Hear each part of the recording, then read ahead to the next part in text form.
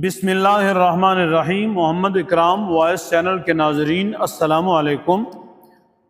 ہمارا سلسلہ گفتگو ہے واقعہ کربلا، اور اس سلسلے کی آج ہماری 5ویں ویڈیو ہے، جس میں ہم 2 محرم الحرام سے لے کر 10 محرم الحرام کی صبح تک کے حالات آپ کے گوش گزار کریں گے۔ 2 محرم الحرام سے امام علی مقام کربلا سجا چکے تھے، تو دوسری طرف ابن زیاد بھی عمر بن سعد کی قیادت میں 4000 سپاہیوں پر مشتمل اپنا ایک لشکر کربلا میں بھیج چکا تھا۔ اب آپ غور کیجئے کہ عمر بن سعد کون تھا۔ عمر بن سعد حضور اکرم صلی اللہ تعالی علیہ وسلم کے جلیل القدر صحابی، فاتح ایران اور 10 مبشرہ میں شامل حضرت سعد بن ابی وقاص رضی اللہ تعالی عنہ کا بیٹا تھا، لیکن مال دنیا کی حرص اور اقتدار کی ہوس نے اس بد نصیب کو تباہ کر دیا تھا، جس کا سبب یہ ہوا کہ انہی دنوں میں کردوں نے بغاوت کر کے دستبتا پر حملہ کر دیا تھا، اور ابن زیاد نے عمر بن سعد کو ہی رے کا گورنر بنا کر اور رے کی حکومت دے کر 4000 سپاہیوں کے ساتھ کردوں کی سرکوبی کے لیے مامور کیا تھا۔ آپ کو معلوم ہونا چاہیے کہ رے سرزمین ایران کا اس وقت کا ایک بہت بڑا صوبہ تھا، جو آج کل ایران کا دارالسلطنت ہے، جسے تہران کہتے ہیں۔ ابن سعد 4000 فوج کے ساتھ نکلا کہ جا کر کردوں کی سرکوبی کرے، لیکن ابھی وہ رستے میں ہی پہنچا تھا کہ ابن زیاد کو امام علی مقام سے مقابلہ کرنے کے لیے کسی ایسے شخص کی ضرورت پڑی جو حقیقت میں امام پاک کا مقابلہ کر سکے۔ چنانچہ اس کی نظر ابن سعد پر پڑی، تو اس نے ابن سعد کی طرف قاصد بھیجا اور انہیں واپس بلا لیا۔ جب ابن سعد واپس آیا تو ابن زیاد نے کہا، پہلے تمہیں حسین کا مقابلہ کرنا ہوگا، بعد میں اپنے عہدہ حکومت اور گورنری پر تم نے فائز ہونا ہے اور دوسری مہم کی طرف جانا ہے۔ ابن سعد کہنے لگا، اللہ آپ پر رحم کرے، مجھے اس کام سے معاف رکھیں۔ ابن زیاد نے کہا، ہاں معافی اس صورت میں ہو سکتی ہے کہ رے کی حکومت چھوڑ دو اور ہمارا حکم نامہ واپس کر دو۔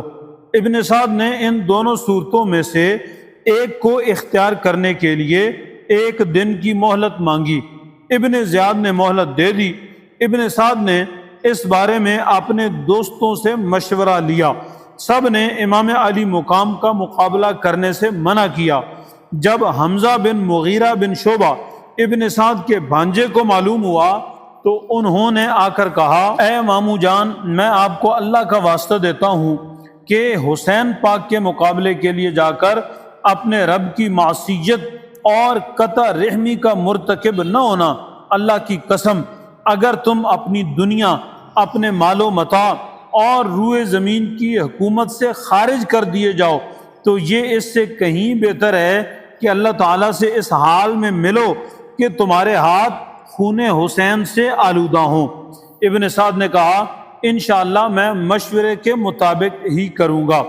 ابن سعد رات بھر اس معاملے پر غور کرتا رہا اور یہ اشعار پڑھتا رہا، جن کا مفہوم یہ بنتا ہے، کیا میں رے کی حکومت چھوڑ دوں اور رے تو مجھے مرغوب ہے، یا حسین کی قتل سے مذموم ہو کر واپس آؤں؟ ان کے قتل کی سزا وہ آگ ہوگی جس کے آگے کوئی حجاب نہ ہوگا، اور رے کی حکومت میں آنکھوں کی ٹھنڈک ہے۔ ابن سعد کو اس کے علاوہ بھی دوستوں نے مشورے دیے کہ کبھی بھی امام علی مقام کے مقابلے کے لیے نہ جانا اور ان کے خون سے اپنے ہاتھ رنگین کر کے اپنے آپ کو مذموم نہ بنانا۔ ابن سعد 1 دن کی مہلت کے بعد ابن زیاد کے پاس آیا۔ لالچ بڑی بری چیز ہے۔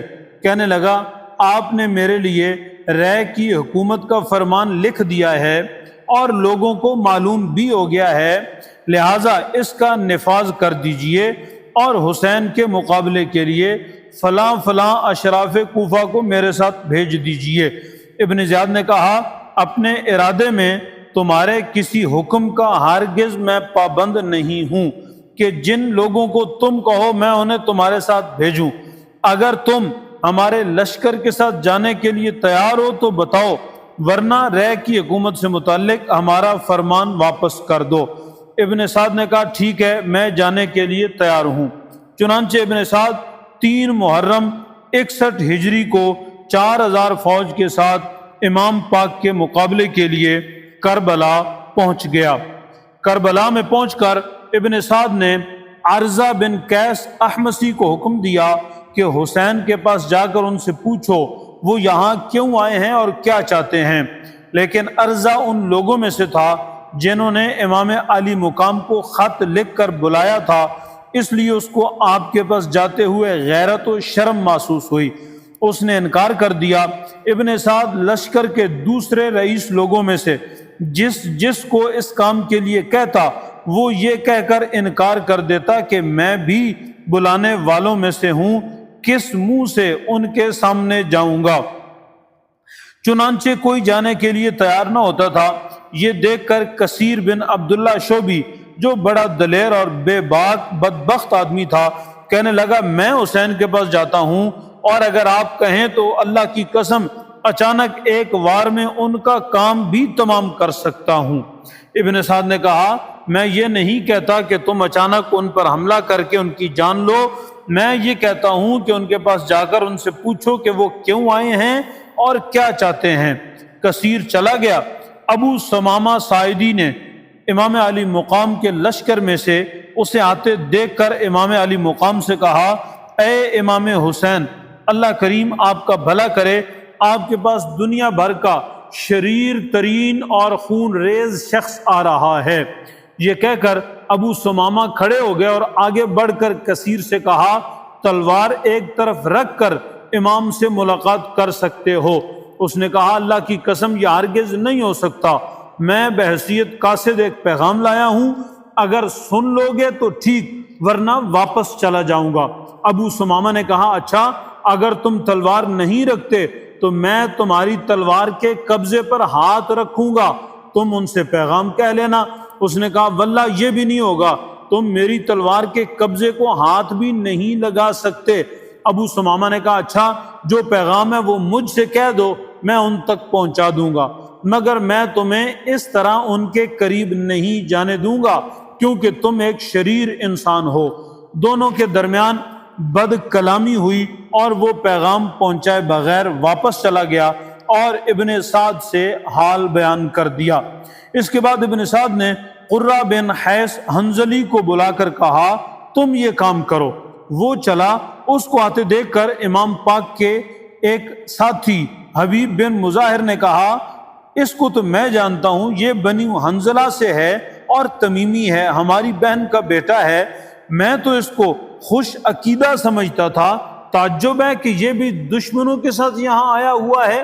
اتنے میں قرہ آ پہنچا، اس نے آ کر آپ کو سلام کیا اور ابن سعد کا پیغام پہنچایا۔ آپ نے جواب دیا کہ تمہارے شہر کوفہ کے لوگوں نے مجھے خطوط لکھ کر بلایا ہے، اب اگر میرا آنا انہیں ناپسند ہے تو میں واپس چلا جاتا ہوں۔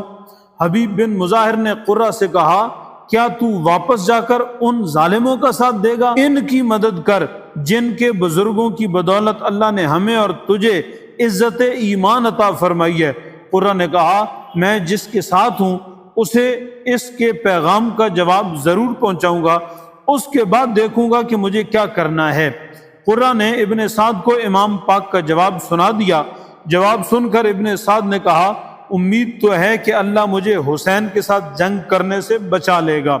چنانچہ اس نے ابن زیاد کو اپنا سوال اور امام کا جواب لکھ کر بھیج دیا۔ ابن سعد کا خیال تھا کہ اس مصالحانہ تحریر سے شاید کوئی صلح وغیرہ کی صورت پیدا ہو جائے اور میں اس ظلم سے بچ جاؤں، مگر بد نصیبی اس کا مقدر بن چکی تھی۔ چنانچہ ابن زیاد نے اس تحریر کو پڑھا اور یہ شعر کہا اب جب کہ ہمارے پنجوں نے حسین کو جکڑ لیا ہے تو وہ نکلنا چاہتا ہے، حالانکہ اب کوئی جائے فرار نہیں ہے۔ اس نے ابن سعد کو جواباً لکھا کہ تمہارا خط مجھے ملا، جو کچھ تم نے لکھا میں نے سمجھا، تم حسین اور اس کے تمام ساتھیوں سے کہو کہ وہ یزید کی بیعت کریں، اگر وہ بیعت کر لیں گے تو پھر ہم جو مناسب سمجھیں گے وہ کریں گے۔ ابن سعد کو یہ خط ملا تو اس نے کہا میں سمجھ گیا ہوں ابن زیاد کو امن و عافیت منظور نہیں۔ اس کے فوراً بعد ہی ابن زیاد کا دوسرا خط ابن سعد کو ملا جس میں یہ حکم تھا کہ حسین اور اس کے رفقا اور نہر فرات کے درمیان حائل ہو جاؤ اور ان پر پانی بند کر دو کہ وہ ایک قطرہ تک اس سے نہ پی سکیں، جس طرح تقی ذکی اور مظلوم امیر المومنین حضرت عثمان بن عفان کے ساتھ کیا گیا۔ اس پر ابن سعد نے عمر بن حجاج کو 500 سواروں کے ایک لشکر پر افسر مقرر کر کے نہر فرات پر متعین کر دیا۔ یہ لوگ فرات اور امام پاک کے درمیان حائل ہو گئے کہ وہ پانی کی ایک بوند بھی نہ لے سکیں۔ سب چرند و پرند پئیں، منع تم نہ کیجیو، پر فاطمہ کے لال کو پانی نہ دیجیو۔ عبداللہ بن ابی حسین ازدی نے پکار کر کہا اے حسین، دیکھتے ہو پانی فضائے آسمانی کی طرح موجیں مار رہا ہے، لیکن اللہ کی قسم تمہیں اس سے ایک قطرہ بھی نصیب نہ ہوگا اور تم اسی طرح پیاسے ہی مرو گے، معاذ اللہ۔ یہ سن کر امام علی مقام نے فرمایا اے اللہ، اس کو پیاس کی حالت میں موت دے اور اس کو ہرگز کبھی معاف نہ کرنا۔ اس کے بعد یہ گستاخ بے ادب بیمار ہوا۔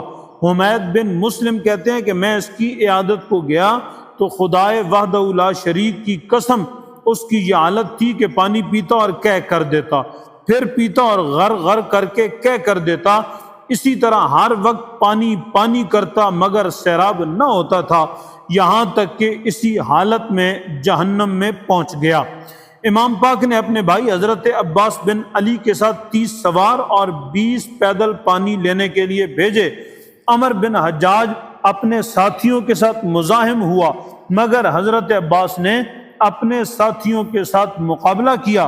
دونوں کے درمیان ہلکی سی لڑائی ہوئی، لیکن حضرت عباس پانی لانے میں کامیاب ہو گئے۔ یہ ابتدائی محرم کے دنوں کی بات ہے۔ امام علی مقام نے عمر بن قرظہ بن کعب انصاری کے ذریعے ابن سعد کو پیغام بھیجا کہ میں آج رات کو اپنے اور تمہارے لشکر کے درمیان تم سے تنہا ملنا چاہتا ہوں۔ ابن سعد نے یہ بات مان لی اور وہ رات کے وقت 20 سوار اپنے ساتھ لے کر آیا۔ آپ بھی 20 سواروں کے ساتھ تشریف لائے۔ آپ نے اپنے رفقا کو ایک طرف کر دیا، ابن سعد نے بھی اپنے ساتھیوں کو علیحدہ کر دیا۔ دونوں کے درمیان کافی دیر تک تنہائی میں گفتگو ہوئی جس کو کسی نے نہیں سنا۔ پھر دونوں اپنے اپنے لشکر میں واپس ہو گئے۔ اس گفتگو کے متعلق 2 روایتیں ہیں۔ ایک یہ کہ آپ نے ابن سعد سے کہا کہ ہم دونوں اپنے اپنے لشکروں کو یہیں چھوڑ کر یزید کے پاس چلیں۔ ابن سعد نے کہا مجھے خوف ہے، ایسا کرنے سے میرا مکان گرا دیا جائے گا اور میری ساری جائیداد اور زمین ضبط کر لی جائے گی۔ آپ نے فرمایا میں تمہیں اس سے بہتر مکان بنوا دوں گا اور اس سے اچھی جائیداد بھی دوں گا۔ ابن سعد کسی قیمت پر بھی اس کے لیے تیار نہ ہوا۔ دوسری یہ کہ آپ نے اس کے سامنے 3 باتیں پیش کی۔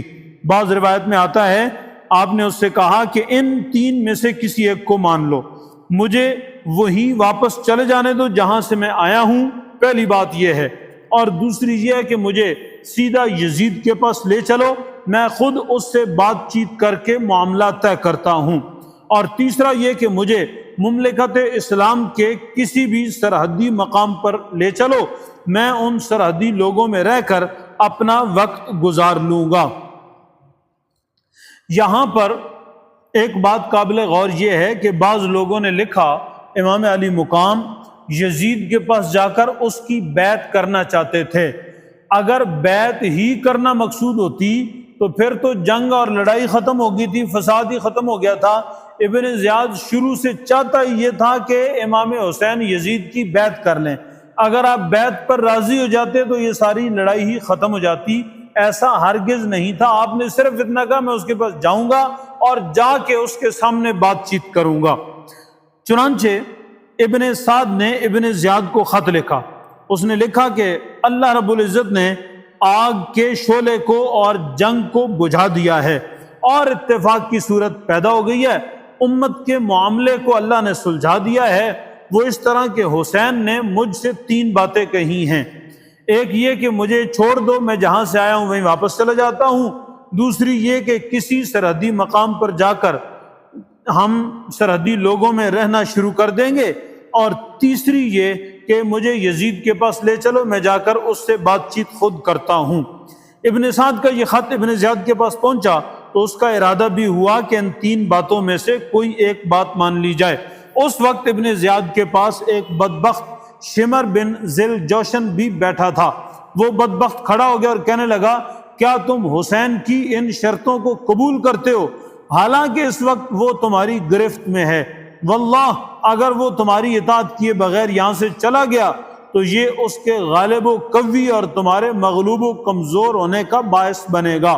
ایسا موقع اس کو ہرگز نہ دو، اس میں سراسر تمہاری ذلت، بلکہ ہونا یہ چاہیے کہ حسین اور اس کے سب رفقا تمہارے حکم پر گردن اطاعت خم کریں، پھر اگر تم ان کو سزا دو تو تمہیں اس کا حق ہے، اور اگر معاف کر دو تو بھی اس کا اختیار ہے۔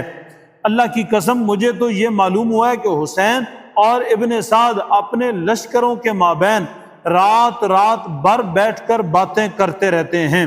ابن زیاد نے کہا، تم نے بہت اچھی رائے دی ہے، تم میرا خط لے کر ابھی ابن سعد کے پاس جاؤ۔ چنانچہ ابن زیاد نے ابن سعد کو لکھا، میں نے تمہیں اس لیے نہیں بھیجا کہ تم حسین کو مہلت دیتے پھرو اور اس کے سفارشی بن کر اس کی بقا اور سلامتی چاہو۔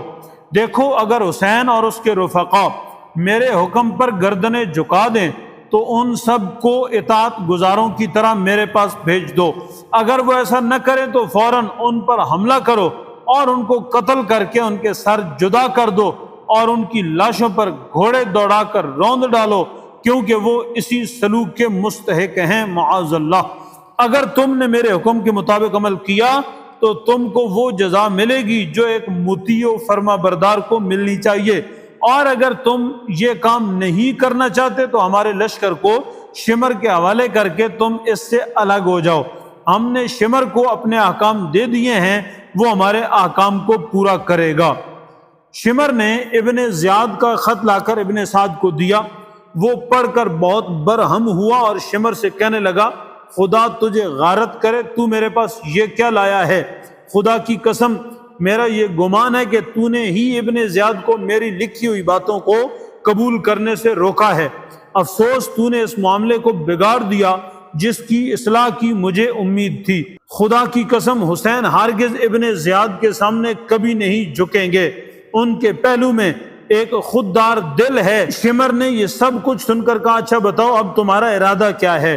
امیر کے حکم کی تعمیل کر کے ان کے دشمنوں کو قتل کرو گے یا نہیں؟ اگر نہیں تو لشکر کو میرے حوالے کر دو۔ ابن سعد کو ایک بار پھر موقع ملا تھا کہ وہ لشکر شمر کے حوالے کر کے اس ظلم عظیم کے ارتکاب سے بچ جاتا، مگر اس کو تو رے کی حکومت چاہیے تھی۔ وہ بدبخت چمن زہرا کے پھولوں کو خاک و خون میں تڑپانے کے لیے تیار ہو گیا اور کہنے لگا، میں امیر کے حکم کی تعمیل کروں گا۔ حضرت محمد بن عمر بن حسن رضی اللہ تعالیٰ عنہ فرماتے ہیں کہ ہم حضرت امام حسین کے ساتھ تھے کربلا کی 2 نہروں پر۔ پس امام نے شمر بن ذل جوشن کو دیکھا تو فرمایا، اللہ اور اس کے رسول سچے ہیں۔ رسول اللہ صلی اللہ علیہ وسلم نے فرمایا تھا کہ میں ایک برس والے کتے کو دیکھتا ہوں کہ وہ میرے اہل بیت کے خون میں منہ ڈالتا ہے، اور شمر کے ہاتھوں اور چہرے پر برس یعنی سفید داغوں کے نشان تھے۔ جمعرات 9 محرم 61 ہجری کو امام علی مقام تلوار باندھے ہوئے اپنے خیمے کے پاس سر کو گھٹنوں پر رکھ کر بیٹھے اونگ رہے تھے۔ ادھر ابن سعد نے اپنے لشکر میں ندا کی، اے اللہ کے سپاہیوں، دشمن پر حملہ کرنے کے لیے تیار ہو جاؤ اور گھوڑوں پر سوار ہو جاؤ۔ اس ندا سے لشکر یزید میں شور ہوا۔ اس شور کو سن کر حضرت امام حسین کی بہن سیدہ زینب رضی اللہ تعالی عنہ نے آپ کے قریب آ کر آپ کو جگایا۔ آپ نے اپنے گھٹنوں سے سر اٹھا کر فرمایا، میں نے ابھی خواب میں رسول اللہ صلی اللہ تعالی علیہ وسلم کو دیکھا ہے، آپ نے مجھ سے فرمایا ہے کہ تم ہمارے پاس آنے والے ہو۔ بہن نے یہ سن کر روتے ہوئے کہا، یا ویلتا، ہائے مصیبت، امام نے فرمایا نہیں بہن، تمہارے لیے مصیبت نہیں، اللہ تم پر رحم کرے، صبر کرو اور خاموش رہو۔ حضرت عباس نے کہا بھائی وہ لوگ ہماری طرف آ رہے ہیں۔ امام بھی ان کی طرف جانے کے لیے کھڑے ہوئے تو حضرت عباس نے کہا نہیں آپ نہ جائیں، میں جاتا ہوں۔ فرمایا جاؤ، میں تم پر فدا ہو جاؤں اور ان لوگوں سے پوچھو کہ کیا چاہتے ہو، تمہارے اس طرح ادھر آنے کا کیا مقصد ہے۔ حضرت عباس 20 سواروں کو ساتھ لے کر، جن میں زہیر بن کین اور حبیب بن مظاہر بھی تھے، ان لوگوں کے پاس گئے اور ان کے آنے کا مقصد پوچھا۔ انہوں نے ابن زیاد کے حکم سے آگاہ کیا کہ یا تو ہمارے حکم پر گردن اطاعت خم کرو ورنہ لڑنے اور قتل ہونے کے لیے تیار ہو جاؤ۔ حضرت عباس نے کہا ذرا ٹھہرو، جلدی نہ کرو، میں ابن رسول اللہ کو تمہارے مقصد سے آگاہ کر دوں۔ انہوں نے امام کو آگاہ کیا۔ آپ نے فرمایا ان لوگوں سے کہو ہمیں ایک رات کی مہلت دیں تاکہ اس آخری رات میں ہم اچھی طرح نماز پڑھ لیں، دعائیں مانگ لیں اور توبہ و استغفار کر لیں۔ اللہ تعالیٰ خوب جانتا ہے کہ مجھے نماز، تلاوت اور دعا و استغفار سے کتنا قلبی تعلق ہے۔ نیز اپنے اہل بیت کو کچھ وصیت کر لیں۔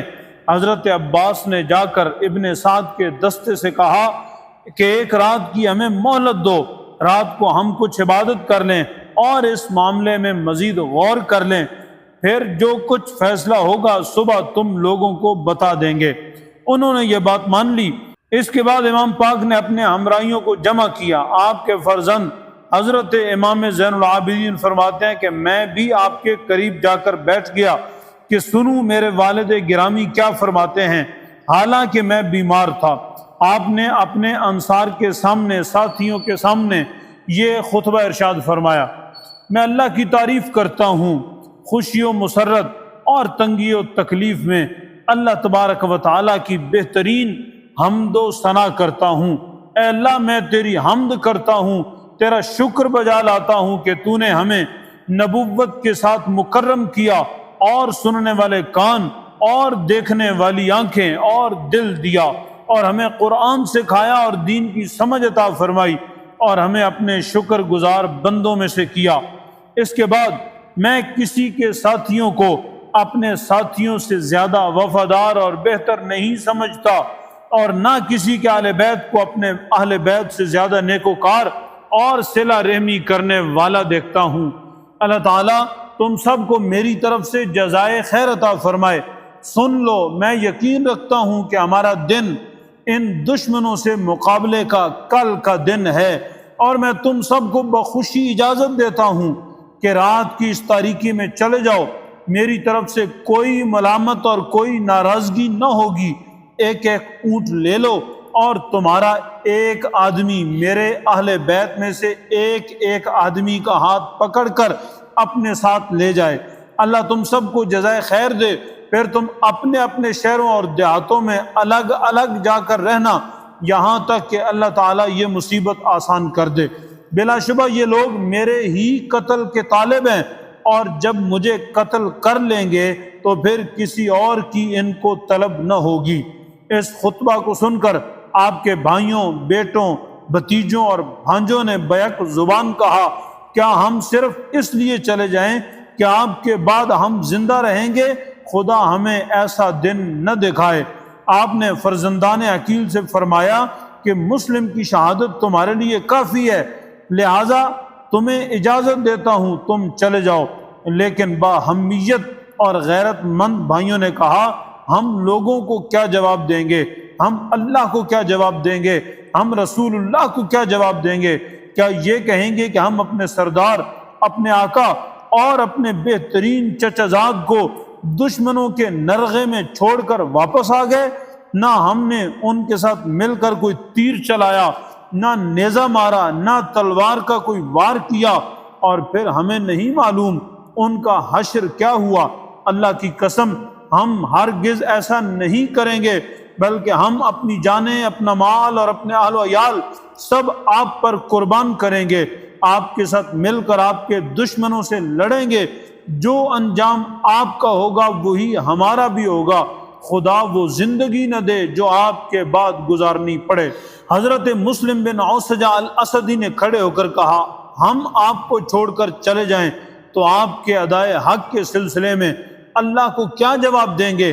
خدا کی قسم میں اس وقت تک آپ کا ساتھ نہ چھوڑوں گا جب تک دشمنوں کے سینوں میں اپنے نیزے کو نہ توڑ ڈالوں اور شمشیر زنی نہ کر لوں۔ خدا کی قسم اگر میرے پاس اسلحہ نہ بھی ہو تو بھی میں دشمنوں سے پتھر مار مار کر لڑتا اور اس طرح آپ پر نثار ہو جاتا۔ حضرت سعد بن عبداللہ حنفی نے اٹھ کر کہا اللہ کی قسم ہم اس وقت تک آپ کا ساتھ نہیں چھوڑیں گے جب تک اللہ تعالیٰ یہ نہ دیکھ لے کہ ہم نے رسول اللہ کے بعد آپ کی اولاد کی کیسے حفاظت کی ہے۔ اللہ کی قسم اگر مجھے یہ بھی معلوم ہو جائے کہ میں 70 مرتبہ اس طرح قتل کیا جاؤں گا کہ ہر مرتبہ زندہ جلا دیا جاؤں گا اور میری راکھ اڑا دی جائے گی تو بھی میں آپ کا ساتھ نہ چھوڑتا، اور اب تو ایک ہی مرتبہ قتل ہونا ہے اور اس قتل ہونے میں ابدی شرف اور کرامت ہے، پھر اسے کیوں میں حاصل نہ کروں؟ حضرت زہیر بن کین نے اٹھ کر کہا اللہ کی قسم میں تو یہ چاہتا ہوں کہ میں قتل کیا جاؤں پھر زندہ کیا جاؤں پھر قتل کیا جاؤں، اسی طرح 1000 مرتبہ زندہ کیا جاؤں اور قتل کیا جاؤں، اور میرے 1000 مرتبہ کے قتل سے خدا آپ کی ذات اور آپ کے اہل بیت کے ان نوجوانوں کو اپنی حفظ و امان عطا کر دیتا۔ غرض یہ کہ اسی طرح آپ کے ہر رفیق اور جان نثار نے اپنی اپنی جان نثاری کا اظہار کیا اور رسول اللہ صلی اللہ علیہ وسلم کے ارشاد کی تعمیل کر کے سعادت دارین حاصل کی۔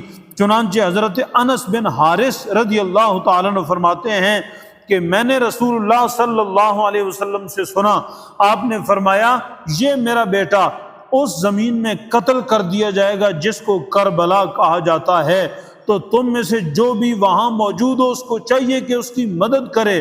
پس انس بن حارث بھی کربلا میں گئے تھے اور وہ بھی آپ کے ساتھ شہید ہوئے تھے۔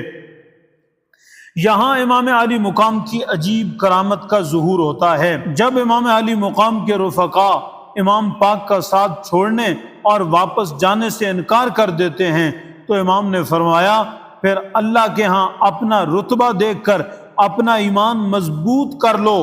فرمایا نظریں اٹھاؤ، سب نے آسمان کی طرف نگاہیں بلند کی تو سامنے جنت نظر آ رہی تھی، اور جنت میں ہر ایک صاحب نے اپنا محل اور ٹھکانہ سرزمین کربلا سے دیکھ لیا۔ یہ دیکھنے کی دیر تھی ان کی بقیہ رات آہو زاری میں اور روتے ہوئے بسر ہوئی، بے تابی کے ساتھ بسر ہوئی، کب صبح ہو اور ہم امام پر قربان ہو کر اپنی اصل منزل تک پہنچ جائیں۔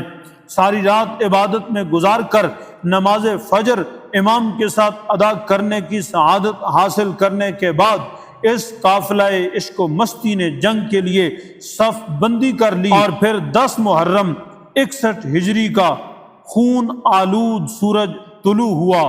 اس سے آگے کا منظر آپ اگلے حصے میں سماعت کریں گے۔ دیکھتے رہیں ہمارے چینل محمد اکرام وائس کو۔ آپ کا بہت شکریہ۔ السلام علیکم ورحمۃ اللہ۔